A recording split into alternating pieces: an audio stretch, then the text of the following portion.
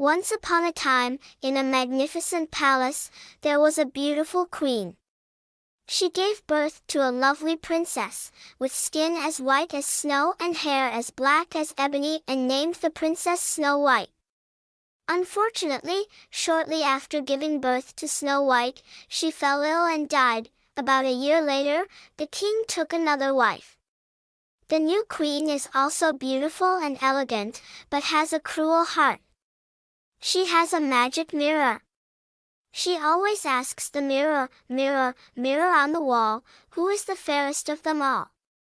The mirror replied, "Please tell me, the fairest queen in the world." She was very happy. As Snow White grew older, she became even more beautiful. At the age of 8, she was as beautiful as a fairy, surpassing even the queen in beauty. One day the queen asked the mirror again, "That mirror is on the wall. Who in the world is as beautiful as me?" Then the mirror replied, "In the past, she was the fairest woman in the world, but today Snow White is even more beautiful." The queen heard this and became extremely jealous. From then on, every time she saw Snow White, the queen became angry. Every day, her arrogance and jealousy made her restless. She called a hunter and said, "Take this girl into the forest out of my sight. Kill it, bring its heart and liver back to me." The hunter obeyed and took Snow White into the forest. When he took out a knife to kill her, the innocent princess cried, "Uncle, please don't kill me. I will stay in the forest and not return to the castle." Feeling sorry for the little princess, he let her go. Just then a small buck jumped forward. He killed the deer, took the heart and liver and brought it back to the queen, lying that it was Snow White's heart and liver. The queen, without a shadow of a doubt, believed that Snow White was dead. Alone in the deep forest, Snow White was scared. She kept running, stepping on thorns and sharp rocks, causing her feet to bleed. Wild animals circled around her, but did not touch her. Her legs were tired from walking. At dusk, she saw a small wooden house and immediately went in to rest. In the house, everything is tiny, but beautiful and clean. On the table covered with a pure white cloth were 7 small plates. One plate had a small spoon, and 1 small cup. Next to the wall were 7 small beds covered with snow white sheets. Snow White was hungry and thirsty, so she ate a little vegetable and cake from each plate, and drank a sip of wine from each cup, because she didn't want anyone to lose their share. She was tired and wanted to sleep, but none of the beds seemed to fit her. One was too long, the other too short. She tried it until Saturday and found it suitable, so she went there to sleep. Late at night, the owner of the house returned. It was the 7 dwarfs who went to cut wood. They lit 7 candles. They felt someone had entered the house. One dwarf said, "Who sat in my chair?" The second dwarf said, "Who ate from my plate?" The third dwarf said, "Who ate some of my cake?" The fourth dwarf said, "Who ate some of my vegetables?" The fifth dwarf said, "Who used my fork?" The sixth dwarf said, "Who used my knife?" The 7th dwarf said, "Who drank into my cup?" The one dwarf looked around, then walked back to his bed. Seeing that there was a depression in the mattress, he said, "Who climbed into my bed?" The other dwarfs also came to their bed and said, "Who has slept in my bed?" The 7th dwarf looked at his bed and saw Snow White sleeping. "I called the others to come." Everyone was surprised. They held 7 lamps and saw the little girl sleeping soundly. Whist! Let her sleep. The next morning, Snow White woke up and told the dwarfs the story of being harmed by the queen. Moved by her story, the dwarfs took pity on the princess and decided to let her stay with them. From then on, Snow White stayed with the dwarfs. She does housework. Early in the morning, the dwarfs went out to chop wood, and until late in the evening, Snow White prepared food for them to eat. Every morning, the dwarfs told her, "Be careful to avoid scabies. Don't let anyone into the house." As for the queen, she was convinced that if Snow White were dead, she would be the fairest person in the world. She asked the mirror again, "Mirror, mirror on the wall, who in the world is as beautiful as me?" The mirror replied, "Once upon a time, you were the fairest woman in the world, but Snow White is much more beautiful today. She lives in the hidden mountains, at the house of the 7 dwarfs far away." Unable to sit still, the queen immediately thought of a plan to harm Snow White. She disguised herself as a grocer, went to the dwarf's house, and knocked on the door. "I have beautiful goods for sale here," she announced. Snow White looked through the window and asked, "Hello, what do you sell?" The disguised queen responded, "All beautiful clothes, belts, and hair ties." She then showed Snow White a very beautiful belt. Snow White liked it very much and believed that the old woman was not a bad person. She opened the door to let her in and chose the belt. Struggling to try it on, the queen told her, "My child, you are very clumsy in tying the knot. Come here, I will tie it for you." Snow White was not afraid at all and allowed her to tie the knot. The queen tied it quickly and tightly, causing Snow White to fall to the ground, unconscious. Having achieved her evil goal, the queen hurriedly left.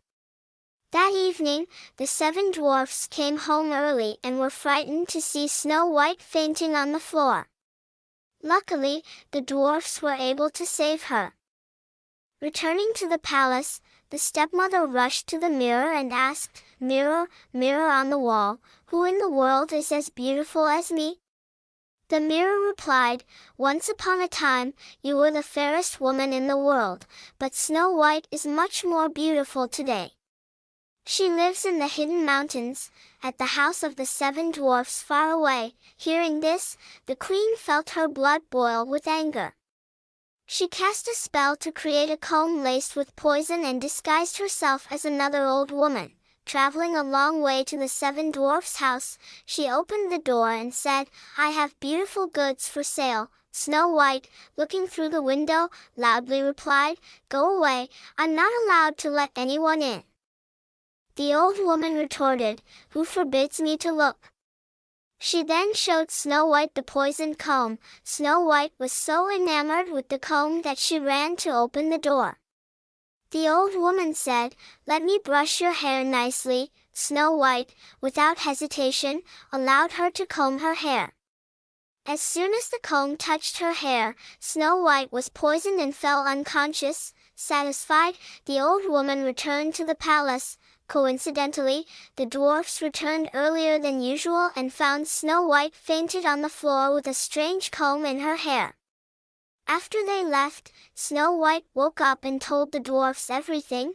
The queen, upon returning home, looked in the mirror and asked, "Mirror, mirror on the wall, who in the world is as beautiful as me?" The mirror replied as before, "Once upon a time, you were the fairest woman in the world, but Snow White is much more beautiful today.